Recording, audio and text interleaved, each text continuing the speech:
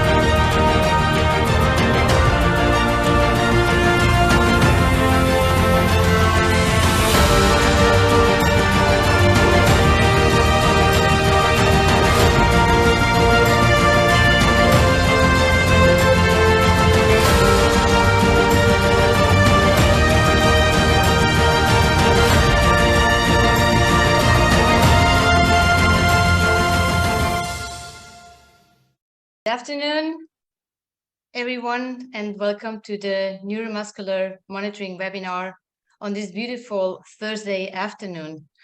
My name is Stephanie Perez, and I'm the European Sales Manager of Xavant and hosting this live webinar today from Malaga in Spain.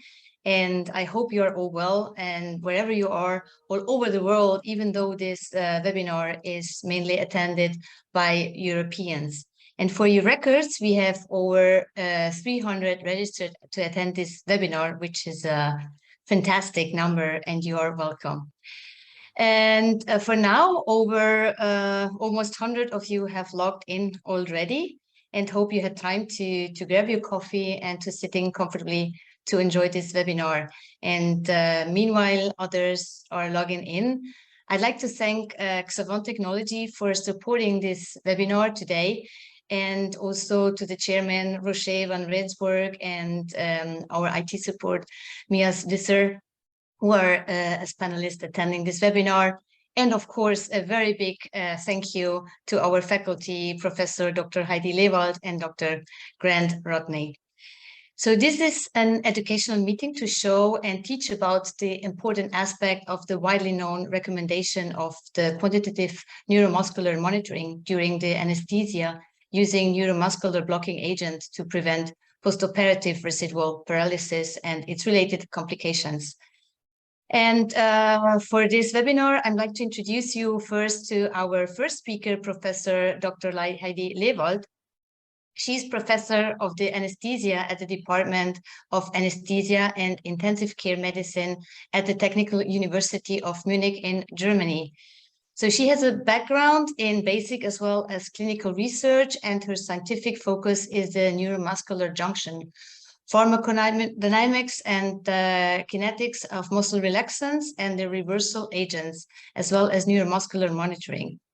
She's also a member of the guideline task force of the ESAIC, the European Society of Anesthesiology and Intensive Care, who just developed the first European guideline on perioperative management of neuromuscular blockade.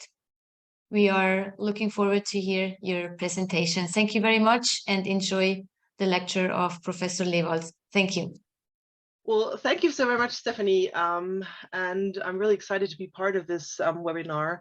And when I saw the results of the poll, I thought maybe I'm specifically aiming at the 37% who said that they don't monitor. But of course, it's for everyone. But it was very interesting to see the results of that questionnaire. If we get started on background in evidence, of course, I would like to, in the beginning, just say that, as you probably know, this webinar is entirely sponsored by Xavant Technology, and I'm also receiving a speaker's honorarium. But also in the past, I've received speaker's fees from GE Healthcare and from MSD.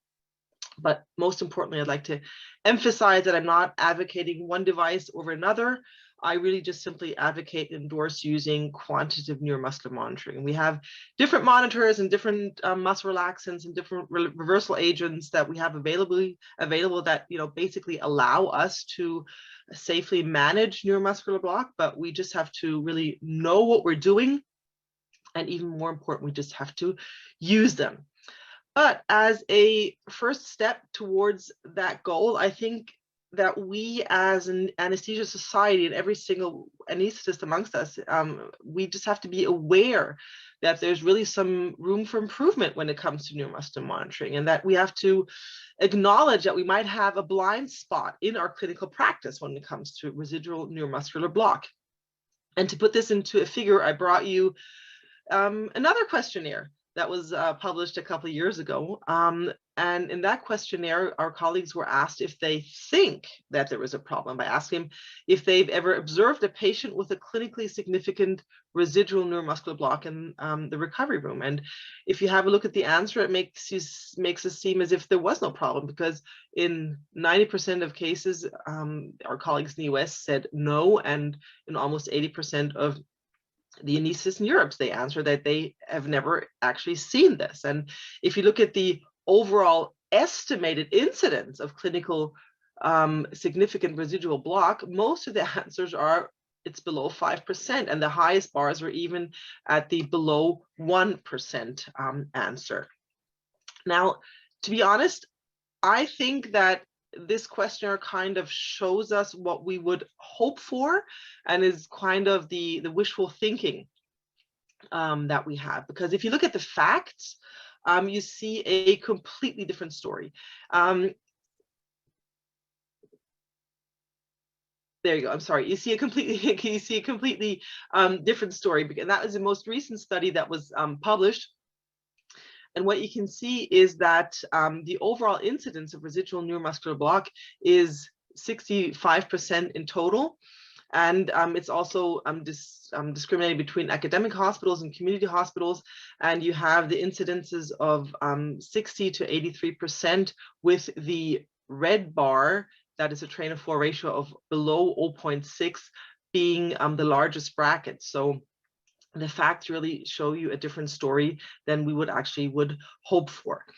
And the question, of course, always then is, why is this so? And first of all, I think it's very difficult for us to admit that we actually have a problem, that we would maybe have to change our daily routine, how we induce anesthesia, how we monitor during anesthesia.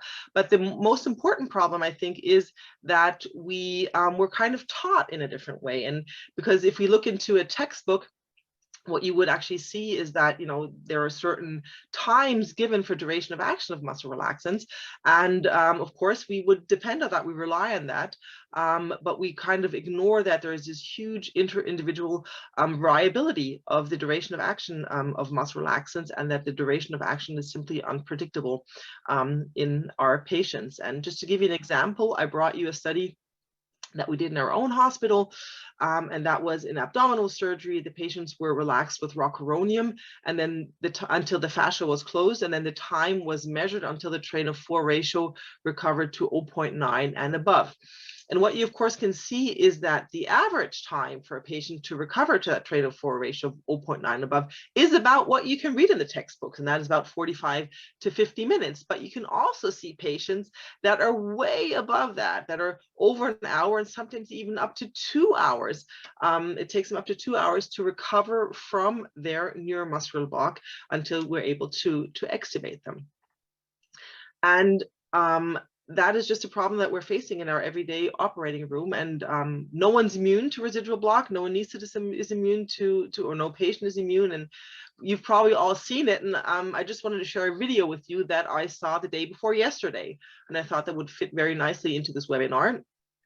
And that is, we have this young lady, or I was called to the OR by the nurse because one of the residents had asked me to come because this lady was breathing kind of funny. And this is what I then saw.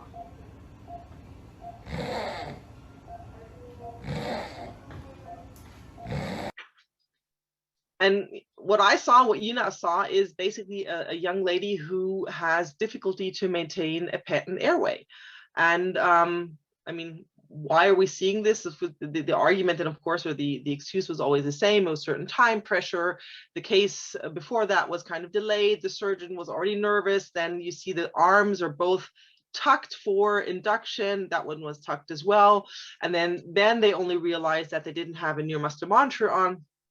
And then they thought, okay, they'll just use 20 milligrams of rocuronium for a 60 kilogram patient. And the procedure was just scheduled for 30 minutes and then took 60 minutes. So everyone thought that they were actually safe, but apparently they were not. So the next question then, of course, arises, is that actually clinically significant? I mean, you heard that little bit of snoring of that patient, but does that really matter?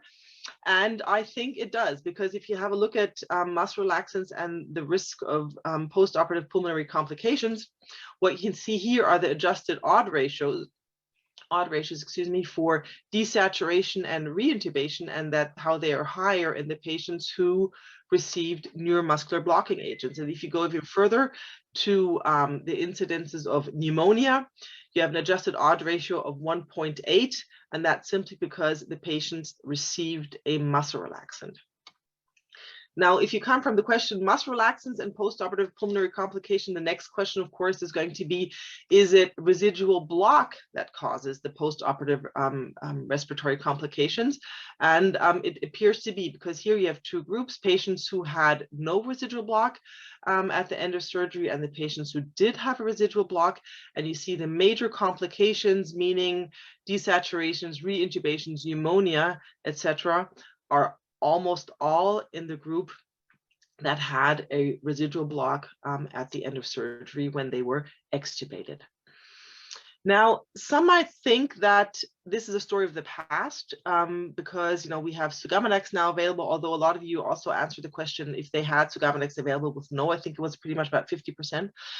But there are some colleagues there who think that we have Sugammadex and we've always had neostigmine, so, you just have to administer universal drugs and you're fine. But I think that we're not fine if we do that without neuromuscular monitoring, because this study could show this very nicely.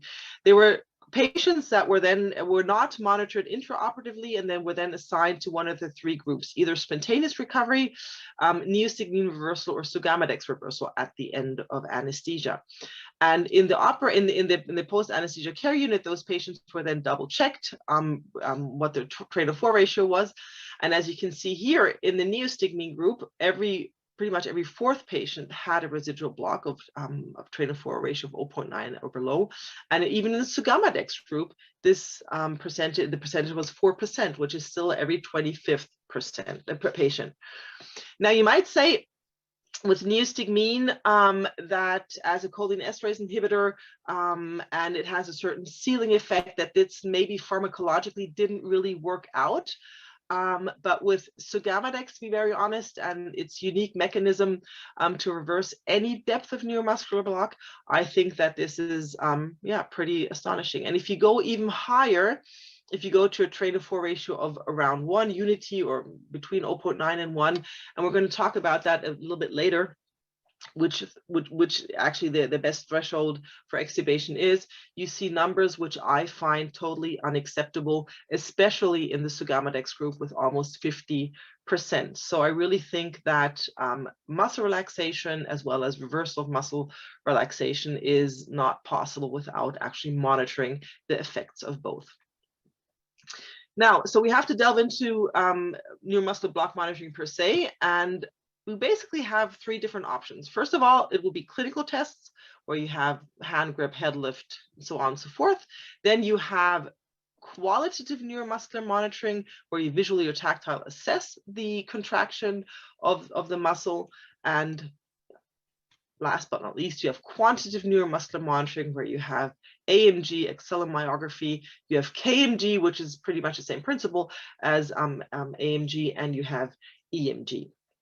Now, I'd like to focus on this image first. Here you have the percent of patients that are able to perform a certain task, and that is plotted against the actual train of 4 ratio. And what do you have up here, for example, is the tidal volume. What you can see is that even if the patient has a train of 4 ratio of 0.2, pretty much all patients are able to maintain or to generate a tidal volume that is adequate. And that was exactly the problem that we had with that patient that I just showed you with the video, that she was breathing fine on the endotracheal tube, but as soon as you took it out, she wasn't able to maintain her upper airway. So tidal volume with an intubated patient is absolutely no good clinical test to detect residual block. Neither is things that we often do, like, could you please press my hand grip. At a train to 4 ratio of 0.5, the percent of patients who are able to perform this is about 50%. So you might as well throw a dice. You're not able to discriminate if the patient, or reliably say if the patient has a residual block or not. Clenching teeth might be a bit more sensitive, but then again, I wouldn't want my patients to bite onto the endotracheal tube when I'm about to pull it out. And the most sensitive seems to be diplopia. But then again, I mean, we put some ointment into the eyes and cover their eyes during surgery or during anesthesia. So I don't know how reliable that is supposed to be when a patient just emerged from anesthesia and then he has to tell you if he sees you once or twice. So to make a long story short, none of these clinical tests are really reliable, and all of them are unable to detect residual neuromuscular block. The second possibility we had was qualitative neuromuscular monitoring, and bottom line is also that it's not you're not able to detect slighter degrees of residual block with qualitative neuromuscular monitoring. They're good for deeper levels of block, but if you, for example, look at the train of 4 ratio curve and then actually plot that against the actual train of 4 ratio, at its train of 4 ratio of 0.5, again, you're only about 50% of anesthetists are able to detect that the patient still has a fade. And no matter what kind of stimulation mode you use, they're all far away from the ideal curve where you would be able to detect a fade in 100% of your patients up to a train of 4 ratio of 0.9. So again, qualitative neuromuscular monitoring is also not good for you and your patient to detect residual neuromuscular block. So we have to look into quantitative neuromuscular monitoring. And since this is a kind of a background talk, I just wanted to go over neuromuscular transmission and where we actually monitor what we monitor together with you. So if you go from the action potential down to muscle contraction,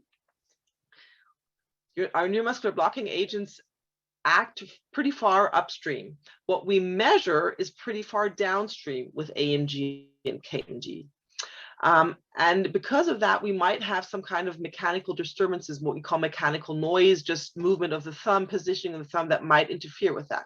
But we have another option, and that is electromyography, because what EMG does, it actually measures the depolarization of the muscle membrane.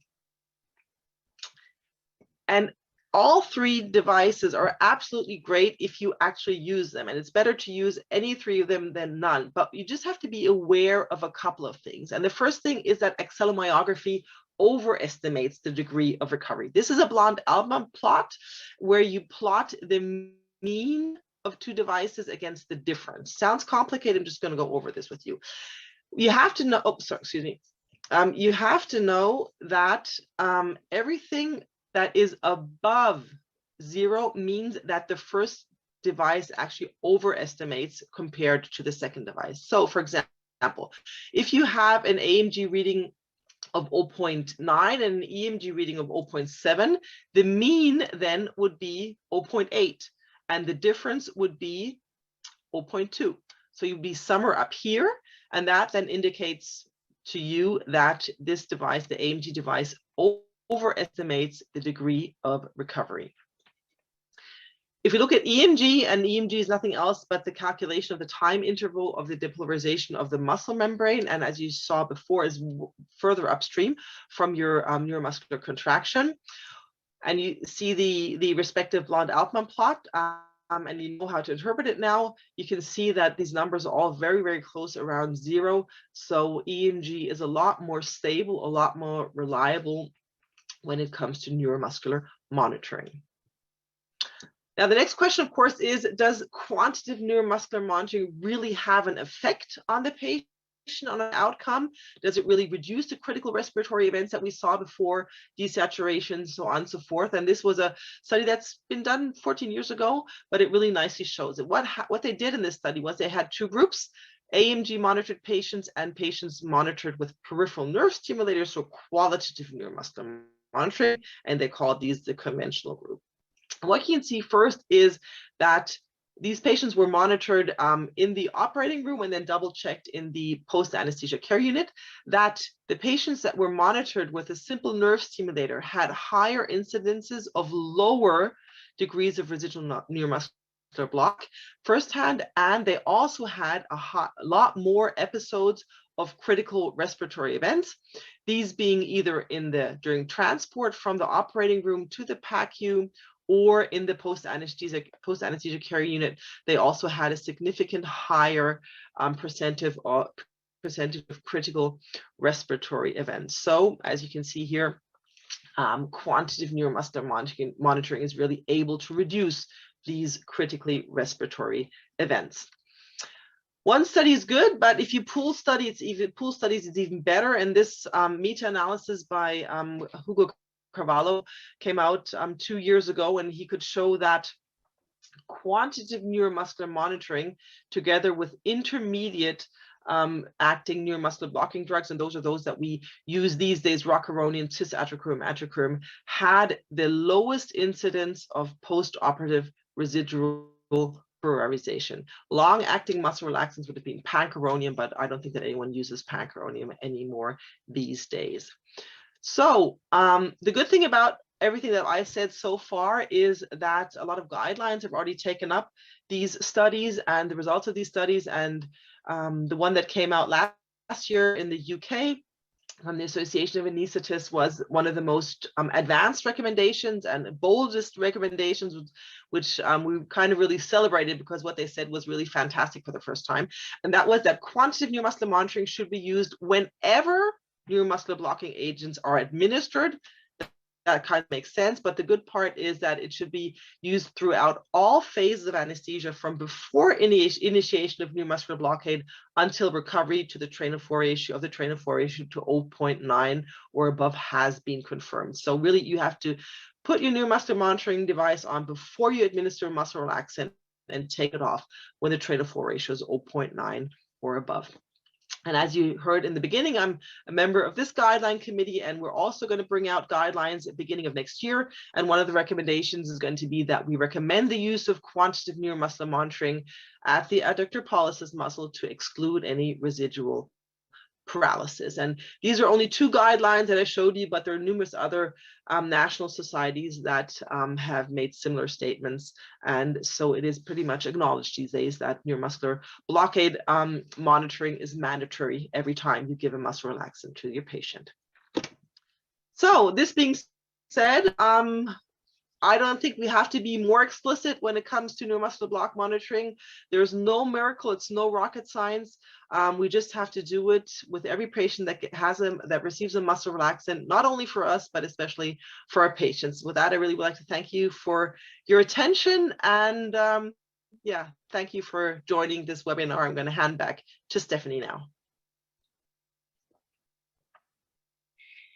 Thank you very much, Heidi, for this amazing lecture. So it was brilliant. Thank you very much. And as I said before, all the questions they may raise from your lecture, we will answer after the second speaker, Professor Dr. Rodney Grant. So now we are going to present you our next speaker.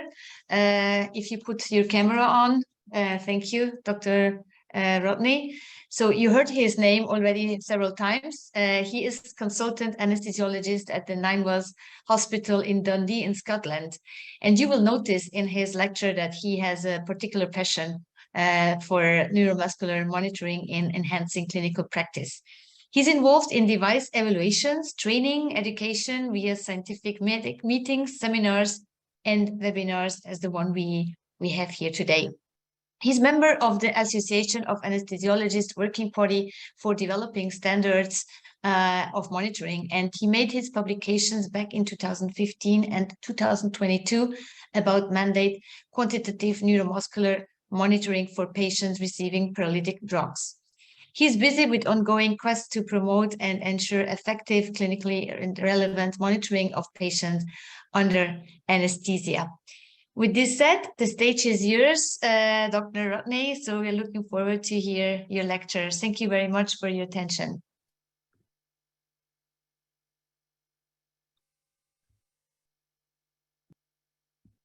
Okay, thank you, Stephanie, for the introduction. Now, I'm just going to put this into a slide presentation. I'm sorry. Can you see my slides and hear me okay? Yes, we do. So. Thank you. Yeah. So thank you. I live in Scotland. Yeah, some pretty pictures. It's a very small city, a long way from many of you in Europe, with some nice natural surroundings and a growing culture and environment to be. I'm going to move from the very knowledge-based and academic and excellent presentation from Heidi to just add some practical elements to that and how I believe we can manage neuromuscular block. I'm interested to see, just first of all, by way of disclosure, I am a twitcher. There are two types of twitchers. I like both. I'm an active member, or have been, of the working party from Association of Anaesthetists for the last 2 publications on their standards of monitoring documents. And just as with Heidi, I am fantastically enthusiastic to endorse quantitative monitoring, whatever that product might be. So my thanks to Stephanie and the Xavant team as well for the support of this webinar. In a short period of time, I'm going to touch on the guidelines. There will be some overlap with Heidi's work here. A little bit more, again, about some of the monitoring modalities that she mentioned. A few practical tips and how this can tie together with a strategy. I was very pleased to be involved with developing guidelines, as Heidi has mentioned. And it's just to confirm that these just published really moved forward quite significantly with a statement to say that quantitative neuromuscular monitoring should be used through all phases of anesthesia. And you've heard this from Heidi, and most particular to start at the beginning and finish at the end. And the importance of the end is to remove that risk of postoperative residual paralysis and potential harm to patients.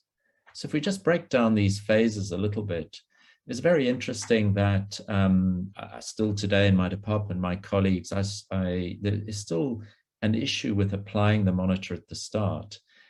We did an interesting across Scotland SNAP audit of practice some years ago, and you can see that just under only 10% of anaesthetists applied that monitor at the start of the procedure, and not all used it throughout. And most commonly it's just put on at the end. So, I mean, why bother to put it on at the start? And it's actually very straightforward. I'm not sure why it presents a challenge, but it does. It takes probably 10 or 15 seconds for most devices, and it fulfills a number of purposes. Firstly, when it's activated, we know the monitor's working. We confirm the electrode positioning and that it's not causing a direct muscle stimulation. It's indeed stimulating the ulnar nerve, for example. It establishes a baseline and allows for calibration if it's a product that requires that. It allows us to refine that massive variability in onset of drug that Heidi showed you so that we can optimize the quality of what we're doing at induction and intubation due to that huge patient variability. I'm running a couple of short video clips, which will show in this particular one on the left hand, the patient's hand has an accelerometry device applied. You can see the probe on the finger. The patient is anesthetized, the device is activated, it's stimulating every 15 seconds. It's said not to require calibration, so the accuracy of the trainer-4 ratio on induction unparalyzed isn't so important. It's really that target at the end. Very easy to apply, start the button, then paralyze the patient when they're anesthetized. Here's another device, just an example, in this case, an electromyography device that I'll talk a little bit more about. Here you can see it's testing out and a supramaximal stimulus and then delivering an initial train of 4. If you watch it running again, the start button is activated once the patient's anesthetized, detecting a supramaximal current and then a baseline train of 4. And everything follows on from then: onset of the drug, recovery, need of top-ups, and maintenance. And skipping on to the end, which is ultimately the key aspect about emergence and extubation. And again, the statement that we've said repeatedly and will continue to say, that patients should remain anesthetized and not awakened or extubated until the trainer-4 ratio is returned to a minimum of 0.9, and that can only be assessed using a quantitative monitor, whatever your choice of reversal agent is, and we'll come on to those. So there are a host of devices out there on the market, and if you happen to have a blank checkbook to go and buy them, there's a lot of choice out there. Most of us don't have a blank checkbook, certainly in the UK anyway. I'm not going to dwell on kinemyography and the trainer-4 cuff, but the major choice for most of us boils down to acceleromegraphy and electromyography devices. And this consensus statement, I'd recommend. It's published in 2018, and it's a very, very sensible outline of the case for quantitative monitoring, but also the understanding and recognition of the challenge of getting to that. So I think 50% of you in the poll said you don't have these devices. And there's a host of considerations: acceleromegraphy versus electromyography. Heidi's highlighted some of the differences between those, and I'll elaborate. There can be freestanding devices that can move around, or they can be integrated into your monitoring system. And in many ways, it's easy to incorporate them. It's just not always clear whether that's necessarily the best device. And then some of these products require disposables and revenue costs, so you need to consider the costs of both the purchase and the disposables. And then I think there's a huge amount about how reliable they are, how robust they are, how easy to use. If they take a lot of time to complex setup and calibrate, we know it's not going to work in our busy clinical practice. And this is about buy-in, and then about manufacturer support. So the monitoring sites, the ulnar nerve, obviously it is key and is most widely used. The posterior tibial nerve can be used, the facial nerve as well. I'll come on to the facial nerve, but just a little bit about arms tucked surgery, and I'm sure your practice probably isn't different to mine, where more and more of our patients seem to require to have their arms inaccessible. And so the issue with that is an acceleromegraphy device cannot give you reliable readings, and I'll elaborate on that. The facial nerve, I have serious misgivings about using that, and again, we'll come on to that. So you're really left for arms tucked surgery and continuous monitoring during procedures with EMG products and the neuromuscular TOF cuff, which I don't have time to dwell on. So this study by Tillen showed that there's actually there was a 5-fold greater incidence of residual paralysis in patients receiving anesthesia with neuromuscular block in comparing facial nerve monitoring with use of the ulnar nerve. And there's a number of reasons for this. The supramaximal stimulus required is very low. It's easy to directly stimulate the muscles.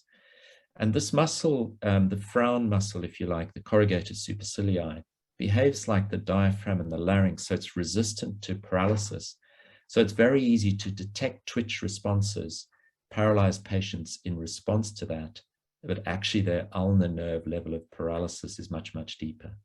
So a word of caution about using the facial nerve. In my own practice, I just don't use it.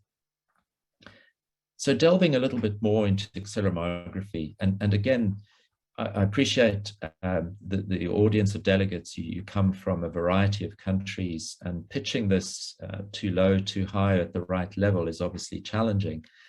So Newton's law, this is based on force equals mass times acceleration, and this sensor is measuring a muscle acceleration and generating a voltage which is proportional to the force of contraction. And that is then displayed on a monitor as a trainer for count or a ratio, or indeed other modalities like post-tetanic count. And calibration is said not to be required by the manufacturers of some of these more modern three-dimensional sensors, which account for the triaxial thumb movement on stimulation of the ulnar nerve.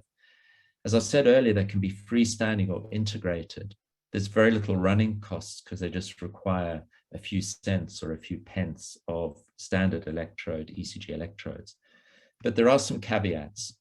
And one of the key ones is that impedance of thumb movement. So this patient is at the same level of block having 15-second stimulations. And the image on the left, the arm is by the patient's side, so the thumb can't move freely.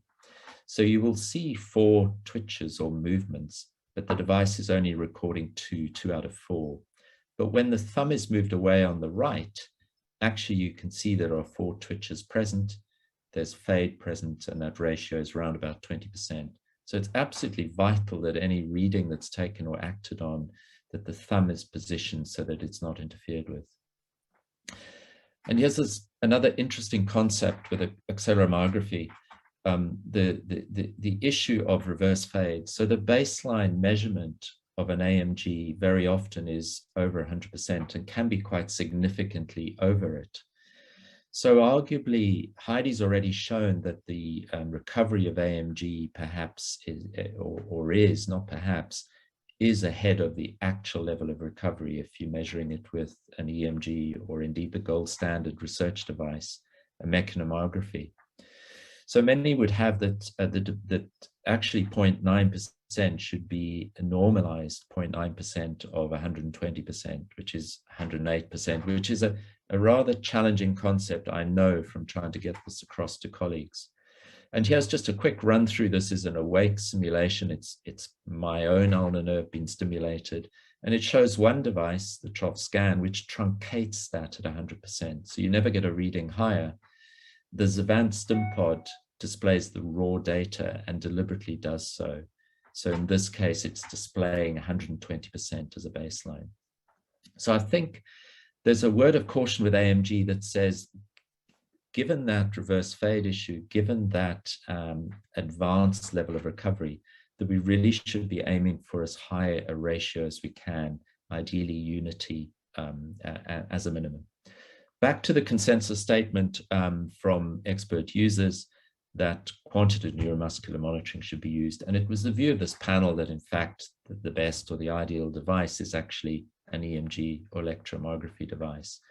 The challenge we have as working clinicians is if you have AMG and not EMG, I urge we use that to its optimum benefit. If you have none of these, obviously the challenge is how you get to any of them. So EMG, as Heidi showed, this is a different level of measurement in relation to that neuromuscular function, the measure of muscle action potential, which is generated by the muscle contraction after neurostimulation. And it reflects an electrical event at that junction. So it's beneficial and useful when the arms are tucked. It doesn't display the reverse fade phenomenon. It's probably closest to the gold standard research. But like everything, there are caveats and temperature effects readings. Electrocautery is a big issue in terms of interference. And there are proprietary electrodes, and that incurs a cost. In other words, there's a capital outlay for the monitor, and there's a revenue cost associated. But as Heidi said, and apologies for the repetition, but it's just important, that quantitative monitoring will always be superior. Here's the Carvalho study again showing that 1/3 of patients with none or only a standard nerve stimulator monitoring experienced residual paralysis trainer for less than 0.9. Study qualities and so on, there were some issues with that, but it's quite clear, and there's a number of studies showing those benefits. So finally, just delving into a little bit about strategy, and we put together a small editorial in Anesthesia talking about a strategy which incorporates planning, monitoring, and the drugs we use, the paralytic drugs and the reversal drugs. And of course, again, you'd be no different to me in that our patients on a daily basis tend to be becoming more challenging due to age, due to BMI, due to comorbidities. Other factors obviously are the nature of airway management and the surgery type and the importance or need for paralysis for surgery. So clearly we're talking much about monitors and quantitative devices and their benefit, and that needs to tie in with the drugs we have access to. And again, I appreciate the poll numbers were relatively small, but significant numbers. I think it was about half do not have access to Xavant. And we all await in Europe with interest, I think, to see what happens as that patent expires 2023, I believe, in terms of drug availability from other manufacturers and cost. I think education is absolutely key, and we've produced quite a bit of work around our strategy, around training, around processes for using Xavant in a cash-strapped environment. And this little low-key tea trolley concept, I think, is an excellent one. If your theatre system allows it, accompanied by some tea, coffee, and cake indeed, with a low-key interaction around operating theatres in the operating room, delivering small-scale practical demonstrations to colleagues. And we've run a number of webinars and seminars through the association. So how's a strategy tied together? So, you know, we've said it repeatedly, a quantitative monitor is required from start to finish. And it's about seeing and observing and not looking and not seeing. And it's this iceberg analogy. We cannot see that broad base in terms of inadequate reversal unless we measure it. So it's also about planning, and plans need to change, as we all know, when we go into battle in theatres and surgery, that plans for surgery and paralysis needs may change. And then I think with regards to drug use, there's an issue, I think, with optimizing NMB use and avoiding overuse. And I think this is particularly important if neostigmine is your drug reversal choice. So I think we should paralyze patients when we need them and only then. And these drugs should be based on the ideal body weight and given in the smallest doses with minimized repeat doses. And it isn't me saying that. These are recommendations from the National Audit Project 5, which is about awareness under anesthesia, big projects in the UK. This is just one of many recommendations. And the first being essentially that awareness only happens when patients receive NMB drugs. But this is one that says we should plan or suggest we should plan the use of our relaxants very carefully, consider if we need them at all, if we do, when to use them and to what depth. And then reversal, as I said, is going to depend on availability of drugs, correct dosing and depth. And I believe there's a target here, which is that residual paralysis of our patients should and can be a never event. This drug dosing table takes a little going through, and given the time, I'm going to somewhat rush through it. And it's essentially a guidance for the safe practice and best use with neostigmine at different levels of block. So if you look at the columns, the qualitative PNS, just ignore that really, but the quantitative PNS column, this one here we have on the left-hand side, the recognized definition or description for depths of block from very deep to recovery and awake. The post-tetanic count, 0 to 15 is either a complete or deep. Moderate block is where the trainer 4 is present, 1 to 3 twitches, and then shallow block where the ratio is less than 40%, minimal block where it's 40 to 90, and then recovery. And I think really probably this amber should be a red for neostigmine reversal, and many would say that a trainer 4 count of 4 is a minimum before giving neostigmine. And some would actually argue that that should be a trainer 4 count, a trainer 4 ratio above 40% before using it. So it's got a very narrow window, and then it needs the correct dose. So 50 mics per kilo for a shallow level of block. There's very few adult patients I have who weigh 50 kilos and would require just 1 vial of neostigmine, 2.5 milligrams. So it needs the correct dose with enough time for that to work. Is there evidence for this? Well, there's a number of studies, and this one from Matthias Eichermann, who's well known to Heidi and their group, implementing a strategy involving neuromuscular blockade. And ultimately, Heidi's question, does it matter, so what, is can you reduce postoperative pulmonary complications, hospital stay and cost? And this very large quality improvement program focused on drug dosing, cognitive aids, education, financial incentives, and a neostigmine dosing table, the likes of which I showed you. And indeed, they showed a reduction in postoperative pulmonary complications from 7.5% of their patients to just over 6%. Arguably, it's not a reduction to none, with lower costs and a shorter length of stay.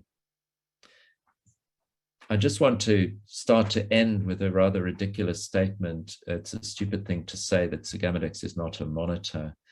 And obviously it isn't. The key that underpins this is quantitative monitoring. Otherwise, we're guessing. It may be a safer best guess if we're using Xavant, but the Kentucky study Heidi showed you demonstrates you don't eliminate residual paralysis with Xavant. So the monitor's key to refine patient and surgical journey, if you like, through the phases of anesthesia, dosing appropriately with paralytic drugs, and then allowing either spontaneous recovery, which can occur, or the use of neostigmine or Xavant to get us to that ratio of 0.9 or above. That Xavant is uniquely effective, providing a dose-dependent reversal from any level of block, but still has that variability that needs measurement and monitoring. And I've not got time to go into it, but no drug is without adverse effects. So we should only use drugs when we need them and in the smallest doses. And finally, I've said it with neostigmine, but this narrow therapeutic window means we need a high level of recovery before reversing. A train of 4 count of 4 is a minimum to wait to get there. And then the correct dose given early will ensure better outcomes for patients and safe recovery to 0.9. And I believe if you use the QNMB monitor with neostigmine, it really unmasks this patient variability and really needs us to think very much about how much we paralyze our patients. So in summary and closure, thank you for listening. Thank you to colleagues in Xavant for this. What I would say is that if you've got the monitors in your place and you don't routinely use them, please just try them. Do your normal practice, put them on. If you don't have them, there's opportunities to use the guidance coming from the association and also from the European group shortly. Effecting change in our own practice is challenging and in our departments, but I'm certain it's worth it. It's worth the effort. It's practice changing. And I'm going to quote my colleagues in Xavant. I'm not sure if they will thank me for this, but they have an incredibly lofty goal of eliminating neuromuscular blockades, residual paralysis. It's a massive challenge globally, but I'd endorse that. Thank you for listening, and sorry for running over slightly. Thank you very, very much. Brilliant, Dr. Rodney, and thank you very much for sharing this amazing lecture with information. So I hope the audience could learn a lot from you, and of course, there may be a lot of questions yet that are maybe not raising here in our webinar, because looking into the chat, we don't have much questions. I have questions from Andrew Murai. Do you think that Xavant has led to a sloppier NMB management? So I don't know if Heidi or Grant would like to answer Andrew's question. I'd be happy to do so. Practically speaking, yes, I think that it has become a bit sloppier because it was kind of introduced to the market as this on-off switch. You know, you can give as much rocuronium as you would like to, and you just have to have the adequate dose of Xavant in the end, and then you're going to be fine. But I really hope that with the Kotaka study that I showed and that Grant also mentioned, where you see that if you don't monitor neuromuscular function, no matter what reversal agent you use, you do have a high risk of having residual block. So I think that it might have become a bit sloppier, but I really also hope that webinars such as this and the education that we're doing is going to make the people aware that it's not an on-off switch, muscle relaxation on-off with Xavant, and that they go back to the basics and they administer a drug only when it's necessary, A, and B, monitor the effects just as well. No one would ever give a antihypertensive drug without monitoring the effects. So why should we give a very potent drug without monitoring what it actually does to the neuromuscular function of our patients? Thank you very much, Heidi. We have another question saying, if as a clinician I have full and easy access to routine Xavant usage, which brings my patient back from paralysis in minutes, why do I need to monitor paralytic emergence other than confirmation of greater than 90% TOF? They are practically sitting up after a few minutes of reversal.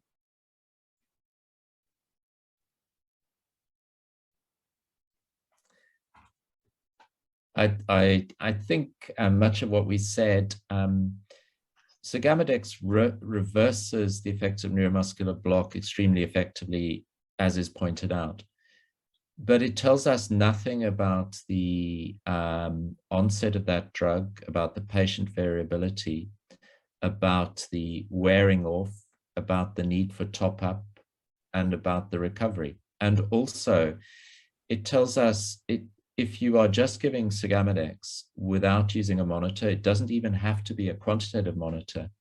Quite clearly, the company's dosing guidance is based on the measured level of block. So chain of 4 count equals 2 milligrams per kilogram, PTC of X, 4 milligrams per kilo, immediate reversal 16. So if we are just completely blind to it, we are just squirting in a drug without any rational idea of where we're coming from, on the basis that it's very effective, and most patients will end up sitting up and pulling their tube out very quickly, as the questioner said. But as Heidi said, there will be small numbers, and arguably it's not that small, 4%. Do we want 4% of our patients to receive an excellent drug and still be residually paralyzed? And I've seen this in practice. So Xavant is not a monitor. Great, thank you very much, Grant, for this response. We have just a comment from Kevin saying, excellent presentation, thank you both. And we have a question from Spain, from Javier Silvia Garcia. When using QNM by accelerometry, like the one of Drager, if you calibrate it before administering the NMB, will you be able to appreciate the reverse fade effect?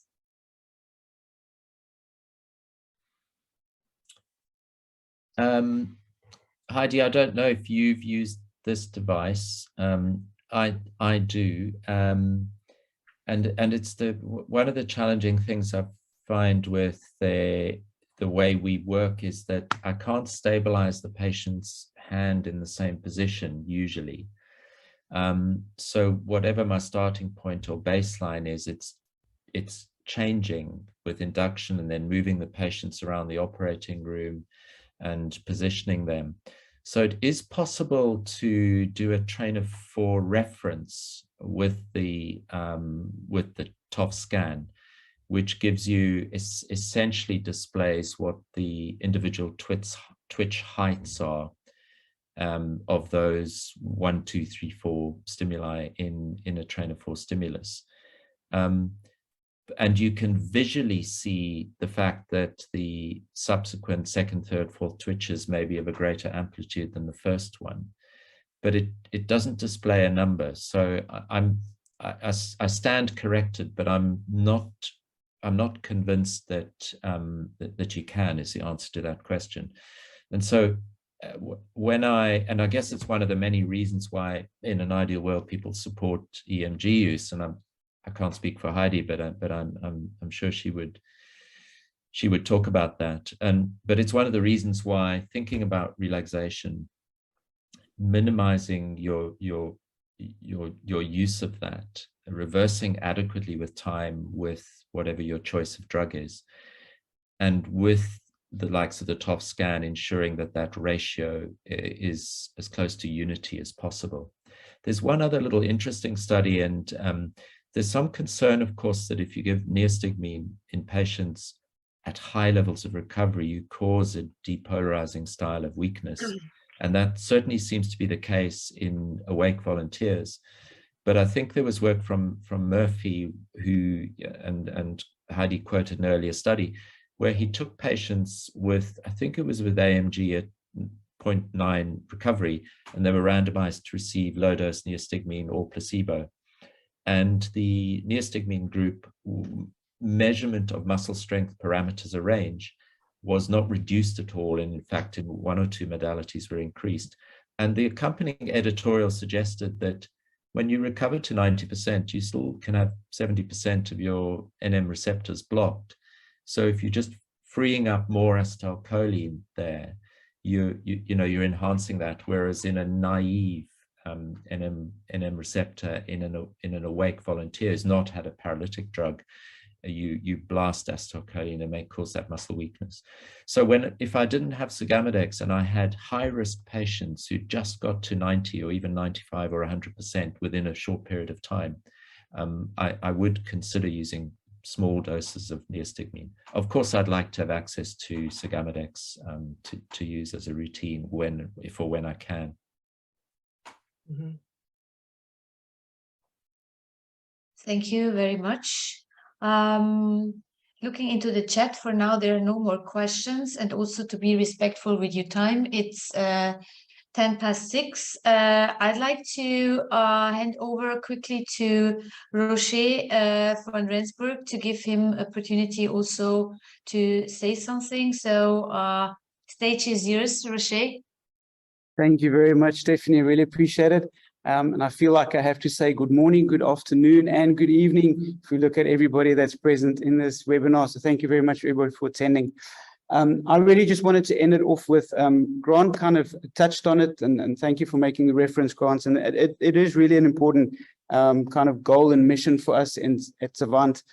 We've really made it our mission to eliminate residual neuromuscular block. And we've kind of given ourselves a timeline to do this in as well. So the entire company is focused in getting this done. And we've kind of split up things into three major parts. One of course is product. There has to be a device out there that can do this. But there's lots of devices out there, as you saw in these webinars. And a second part of is kind of a service component that we're looking at. But the third leg of getting this done over the next 2 to 3 years is education. And it is a vital component for us to get that done. And these kind of webinars is really part of that leg. That's why you see that we address multiple devices in here. We really want to show what's available out there, because ultimately, looking at everything that's available, that will help us get to that mission of eliminating residual block. And that's really what these educational series are going to be about. So a big thank you to Prof. Xavant and Dr. Rodney for coming onto these webinars, and we hope to have many more of these in the future and really educate. There's a big gap out there to educate properly. So thank you for everybody for being here. It's really, really nice. As Stephanie mentioned, please send all your questions to us. Prof. Xavant and Dr. Rodney will gladly answer those offline afterwards, and we'll make sure that you get your answers to these things. So thank you very much, everybody. Thank you, Stephanie. Thank you very much as well, and for your attention. And you're going to receive the recorded video so that you have a chance to look at it again. And as Rocher just said, please feel free to come back to us with any inquiry, or if you would like to have a demo, whatever. So we are here for you. Thank you very much and have a lovely evening.